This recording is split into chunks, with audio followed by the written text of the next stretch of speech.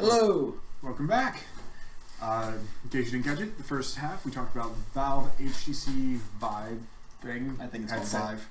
Headset, and a bunch about net neutrality. A lot about net neutrality. But now that we've said our two cents, we're actually going to shift a bit. We're going to get off of those a little bit heavier topic, I would say, and move to something a little bit more directly gaming and something a little bit more indirectly gaming again. Yeah. Just because that seems to be our formula for tonight. Yes. So, last week we briefly glossed over a new game that just came out, which was Dragon Ball Xenoverse. Woo! New Dragon Ball Z game. First one in how many years? I stopped keeping track after Budokai 2. Well, the last one was... it's probably about a year, honestly. The mic is low on volume. I told you to get that volume refilled. God damn. It's on the highest setting and it's on the highest there. I would say. And now we should have a technical difficulty screen. No. There we go. Anyways, so... No, it wasn't. No, it wasn't? Okay. It's fine. Production says it's fine. God damn it. Anyways. Is your volume low? Anyways, so Dragon Ball Xenoverse is the newest installment of a Dragon Ball game. It's Yes. a whole new storyline. Doesn't follow the same mistakes, I think, that the old games have. Oh. That was the music. Yeah, the music's loud because reasons. Yes. The music actually set to be low, but okay. I think I put the music up higher than I normally do, though. Okay. So, I recently got to play it, finally, because I was waiting for opinions to see if it was actually good or not. It generally has great reviews, so I picked it up. I can see why it's got good reviews. The mechanics are pretty decent. The 3D battling is okay. I would prefer if it was, a little more standard Dragon Ball Z a la Budokai Tenkaichi 2. Great. But it's not. But the mechanics are there. The new system with the triggers to do your special moves isn't terrible. It gives you 8 move slots, so you can customize them as much as you want. RT to do normal Kai Blast and attacks, and then L plus RT to do like super finishers. Or Super Saiyan transformations. I'm going back to Budokai where I was like button combinations always in a circle. You have like 1, 2, 3, 4 square, and then 1 circle to do Kamehameha. So that way it was actually in the combos, which was nice. But. Well, you still have to do that because in the 3D world you can just fly around it. So it doesn't, unless it's a tracking beam, then you're kind of screwed. Oh yeah. But the bigger news about this is, at least in my opinion, the game is really hard. It's the first game in a while. Like, I like the trend that we're going on. Dying Light, this game, a few other games I've played that I can't remember off the top of my head. That are challenging, difficult, but it's not because of poor game mechanics. Exactly. What? Sorry, Dark Souls. Dark Souls. No, I'm not sorry. Well, you're bad game. The problem with Dark Souls is, yes, Dark Souls is hard, but also Dark Souls is sloppy.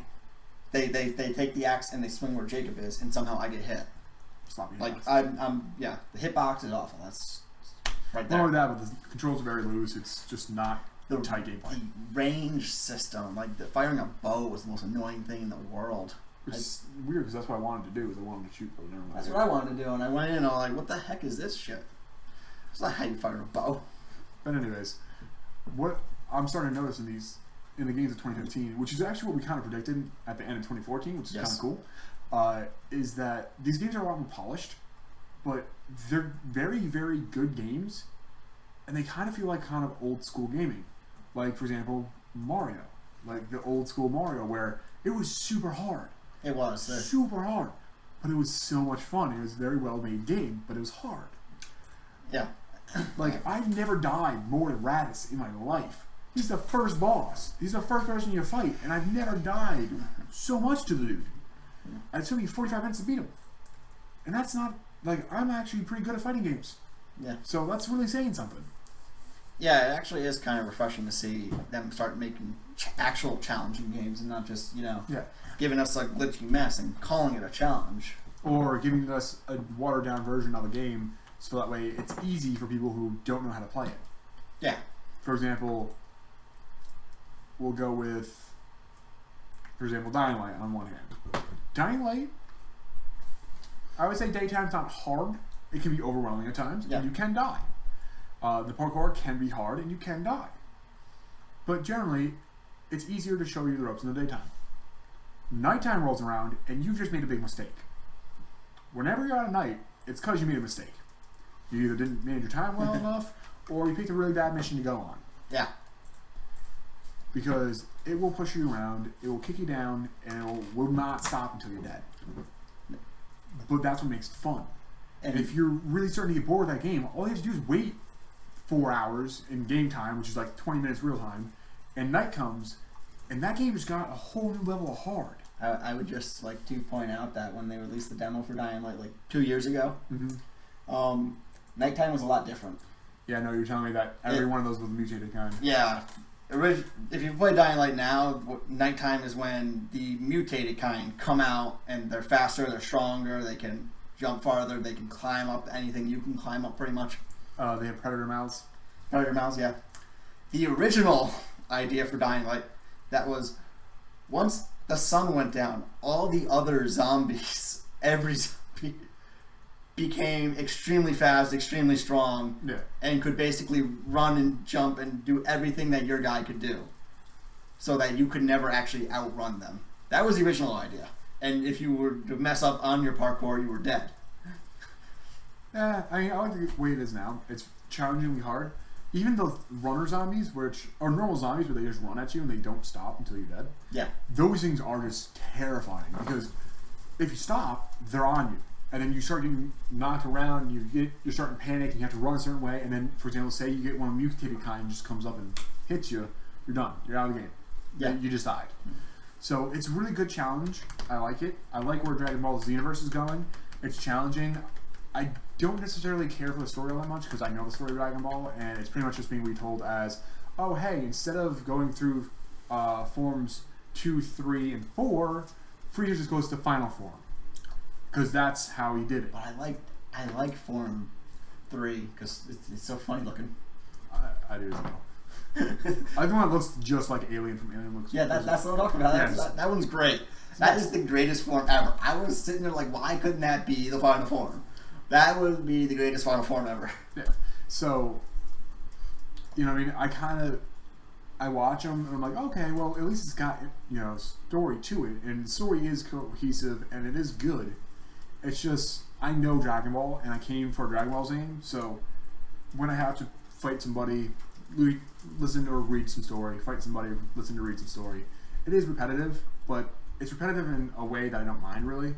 I mean, it's not a game that I'm going to go and marathon and beat in like 3 hours, but it's a game that I can play for 2 or 3 hours. You know what I mean? Then I'll get bored of it, play something else, or just stop playing games for the day, and then pick it up the next day. Yeah. So it's still a good game though, and I'm really excited, what the precedent of this kind of sets. I mean, this is, I think, 2 really good game releases in a row now. So we are already on a better streak than last year. Yeah, last year was a big disappointment. A lot of games, a lot of hype, and not enough. I think that's one of the bigger solutions of this one is none of these games are super hype. No, Dying Light was delayed so much that I think people actually forgot about it. Well, not only that, but Dragon Ball, I didn't even hear about that until like 2 weeks before it came out. Yeah. But with Dying Light, also, everyone was super hyped about Evolve, which, to be fair, is a good game. Still did not live up to the hype. It does not live up to the hype, but it's got the Titanfall problem.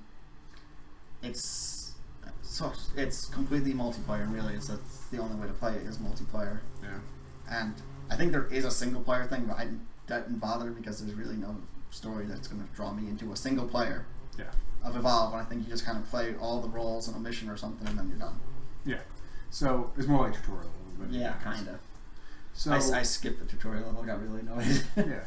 But hopefully, it's still an okay game. It's just it doesn't live up to the hype that people set it for. So, it's already looking better than last year. I'm really psyched for it. I'm really pumped that we're getting good games again. Like I said. Year 1, you're the shooter, you're the bad shooters. Year 2, good games coming out, and they, And will it's be more not- diverse. It's not all shooter. I love that. Yeah. I love first person shooters. I play them all the time. I do as well. But I am not that first person shooter gamer. I'm not great at first person shooters. I just like to play them. I'm pretty good, personally. I mean, first person shooter is my go-to game. When I think of a game, I'm like first person shooter. Second is fighter. Mine was always RPGs. And it was old school RPGs with the old school battle. So I haven't ever come to that style again because they stopped making that style. I've tried to adapt. I played Kingdom Hearts. I played Dragon Age. I'm trying. I'm trying to get into newer RPGs. I know you told me about your 23-hour adventure with no dragons. Yes, 25 hours. Oh, I'm 25 hours into Dragon Age Origin. Not Origins. Yeah, Origin. No, Inquisition. There you go. No. Origins is the other one. Yep. I'm 25 hours into Dragon Age Inquisition, and I have yet to be able to kill a dragon. Dragon. Yep, there you go. Yep, there we go. But I faced 3. All 3 have killed me instantly. Actually, yeah, you're not a very big indie gamer. That's a very good point. I am not a very good indie gamer because I don't hear a lot about indie games. That's why they're indie. Yeah, I know, but it's not. I'm not getting the news of them, so I don't go looking for them. Truly try Steam more. They have a lot of good ones. Also, Maybe I'll just pick a Steam game and Yeah. pick a random Steam game. The problem is, I've been tricked by other games before where I was like, oh yeah, this is just like the old, and then I could play it and it's like, no, you guys, this is awful. This is awful. There's no strategy to these fights at all. That's why you gotta do your research, man. Yeah, I know. But again, another indie game that you might want to. I'm not sure if you actually have it, but definitely think of buying Liza because it's like I wanted to, and it was on the PlayStation Network for free for a little bit, but I wasn't on PlayStation Plus at the time and I missed it. even on the computer, it's still good. Yeah, I've actually heard different things. Like some people say you gotta use a controller, some people say you gotta use the keyboard. Whatever you're more comfortable with works. Honestly, I personally use a keyboard because I like it. You can use mouse, you can use a controller, but yeah, definitely a good indie game. Just it's kind of like Zelda original. Which I have played. I have it. Yeah, I know. We know. Okay. Anyways, so moving on from that topic to one that actually isn't off topic. Yes, the bouncing indicates what we're about to talk about is what is happening this weekend in Boston. PAX! Yes! We are going to PAX, Jacob! And Chris was so angry at us for going to PAX that he actually didn't show up today. Yeah. Real spoilers for it. Yeah. But you know what that means is we can talk about PAX. That's a good one too. Yeah, that was. We didn't practice that at all in the break. That was almost as good as the time when we were watching the Avengers and we punched each other's fist. Twice. But anyways, yes, we are going to PAX. Yeah. But the segment is not about us going to PAX, but what more so what PAX generally means to the gaming community and how it's evolved. Yeah. So, in case no one knows, PAX stands for Penny Arcade Expo. Didn't know that until this year. It actually apparently has nothing to do with the actual webcomic Penny Arcade, which I did not know about until this year. Well, they do have a few panels in the show, but not much. They sponsor it. They sponsor it, but they really don't have much to do besides that. Yep. So, PAX is an all-over-the-world event. They have one for each direction. North, south, east, and west. And they have PAX Prime. They do. Which I believe is in Texas? Yeah, something like that. Yeah. Which I don't know why that's not PAX South, but whatever. It is. So... Anyways, so what this is it's pretty much a gaming convention just for us. Yeah. And it's where YouTubers and game devs and modders and people of random Indie game companies. Companies. That is a big part of it, I believe. Was Yep. Indie game companies, because they did not have something to showcase their games. Yep. Like we just mentioned, I don't know about the indie games, so I don't play them. Yep. Now, because of PAX, indie game companies have them. Yep. It's that spotlight. Also, it's a bunch of cosplaying. It's a bunch of just gamers in general getting together and meeting up, having a great time, being able to do what they want. And For example, I don't know. I think I told you there's actually an Assassin's Creed game going on for the entire time of PAX where you actually are an assassin from Assassin's Creed and you're assassinating other members of PAX. Yeah. It's amazing. There is a 3-day-long video game tournament where they will play just about every kind of game you can think of. Which starts with Geometry Wars 2. Yes. This year. I was invited, but because I'm not going to be able to be there on Saturday, I had to turn it down.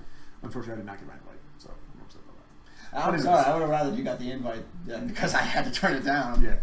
But anyways, so what this means is gaming is finally not being a niche anymore. You know, these aren't small little conventions where, you know, the video game nerds get together. We're not stuck back to, you know, arcades. While arcades are fun, you know, where we're kind of pushed in the back. We have a gigantic center in Boston. You know, the entire San Francisco, all these gigantic venues. And these entire cities are, like, planning for this. The hotels in Boston are giving discounts to people going to PAX. Just so that way they have the business. Yeah. So because they know what this is. They know it's huge. Yep. YouTubers and Twitch streamers all go there from around the world. Yep. I know personally one of the people that I want to see that I watch every time and actually indirectly influences you as well. He's the person that made our pack. Direwolf20 is a Minecraft modder that I watch frequently. He's going to be there. A bunch of people who make mods for Minecraft are going to be there. It's so cool to meet them because they make mods for a living. They know how to code. You can ask them any question you want. Be like, hey, are you including this in this mod or that mod? What are your plans for the mods? And it's amazing that, you know, we become this huge thing where, you know, even 10 years ago, PAX wasn't big. I don't even think it was around. Nah. You know, we didn't have. It was, you know what it was 10 years ago? It was E3. Yeah, it was. But you know what the problem with E3 is? It's invite only from. It's no longer open to the public. It's all journalists and things, and that's kind of why I don't pay attention to E3. I know I cover E3 like crazy. I love E3. I don't, because they just basically throw flashy things out there for these journalists, and I don't know how many of these journalists actually are gamers. Yeah. I know some YouTubers get invited, a lot of the big ones, like usually Machinima that's there, but Machinima's more of a website than a YouTube thing. And more of a website than a YouTube thing, IGN. IGN too. I think Smosh Games got there once or twice. What? Rooster Teeth did. Rooster Teeth. Well, yeah, Rooster Teeth again. I think that's more of a website, isn't it? Nope, YouTube. They didn't start on YouTube. Yeah, but they started before YouTube. They have a website, but they post everything that they post on the website to YouTube. Well, yeah, that's a smart thing to do, because then you just post that onto your website. I know. But they are very heavily in the YouTube community as well. Yeah, now they are. Actually, speaking of Rooster Teeth, they're going to be at PAX. Yeah. So along with their new subdivision, Funhouse, which is actually inside gaming from Machinima. They left Machinima and formed Funhouse, which is part of Rooster Teeth now. And even though the most thing that they've done with Rooster Teeth is had a couple of them on a couple of their videos, but that's about it. But I'm sure they have a good working relationship. Oh yeah, like, we don't want to be with these guys anymore. And they were actually, from the looks of it, they were actually friends for a long time, and they were actually appearing in each other's things long before they joined together. So yeah, but I mean, Machinima, what's left of Machinima is going to be there too. Yep, and it's just a great time for gamers. What this means for us is that we're so much more accepted now. It's more of an accepted thing that we do, kind of like sports. Yeah. You know what I mean? We have our big events now. We have, you know what I mean? People are going, wow, what are you doing? I mean, I'm sure you've told people that you work with, I've told people that I work with, hey, I'm going to PAX this weekend. Yeah, I've told people are actually interested, actually. Yeah, and they're like, wow, that sounds really cool. It sounds like an interesting thing to do. Man, that's awesome. Instead of, you know what I mean, me looking like I got 6 heads and that I'm wearing, like, Kiss makeup. Funny thing. You know what's really hilarious? When I tell people, when I describe professional gaming, like esports, when I tell them, like, how much money the really good people make, they're like, I made the wrong decisions in life. Oh, yeah. But, again, that's always going to be the top 0.1%. But I think what this is going to start doing for us is make esports, make gaming a more accepted form of entertainment. Oh yeah. You know what I mean? Because the YouTubers of the world and the Twitch streamers of the world, they actually have a place where they have meet and greets, and you see, you know what I mean, the people of Rooster Teeth and IGN and just random YouTubers have a massive group of people around them all trying to talk to them.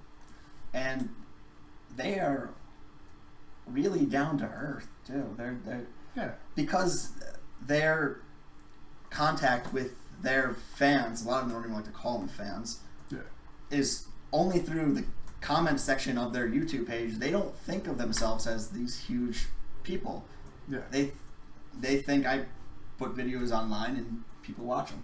Yeah. But so like a lot of the people that are going to be at PAX, they said if you're in the Boston area and you couldn't get tickets to PAX, this is where I'm going to be. I'm going to be out on the sidewalk at this time. If you show up at the convention center, you can still meet me. I'm not, you know.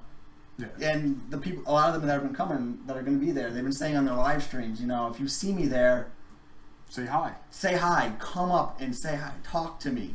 This is, you know, I am not anything special. You can come say hi to me. Yeah. I also intend to get as many signatures. I'm actually going to see if I can't buy a white shirt tomorrow and see if I can get as many signatures as I can. I just want to get hugs.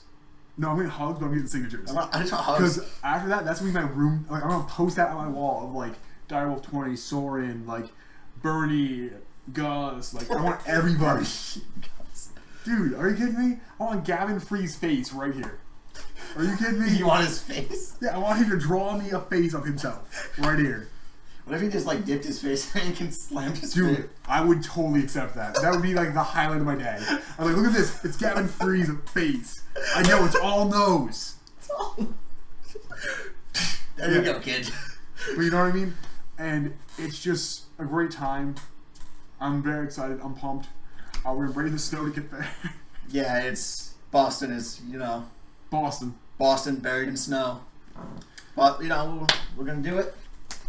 We're going to try to get as many pictures, as much content as we can. We'll probably be posting on the website. We might make a collage. We don't know yet. Well, we'll get some video between our phones. And then I'm just make it like a montage or something. Yeah.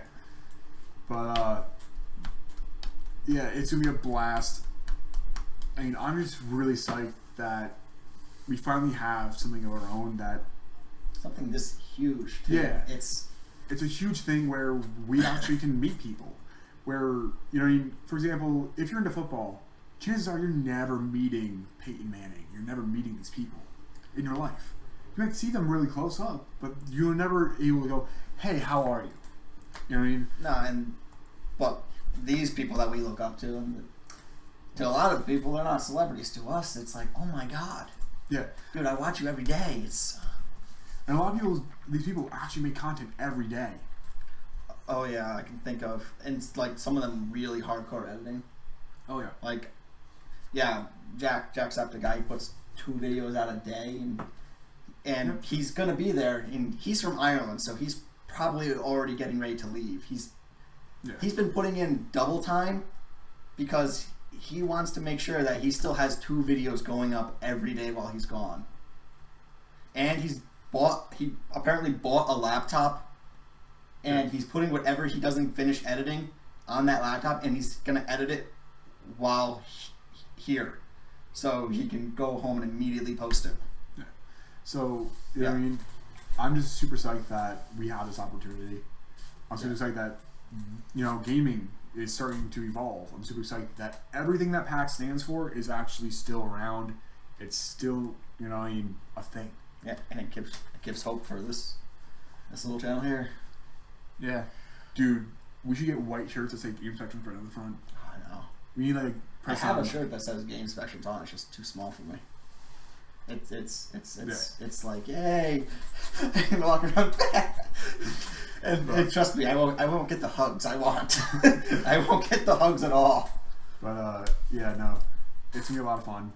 Hopefully we'll get some content to you guys so that way you can see it and you guys can enjoy with us.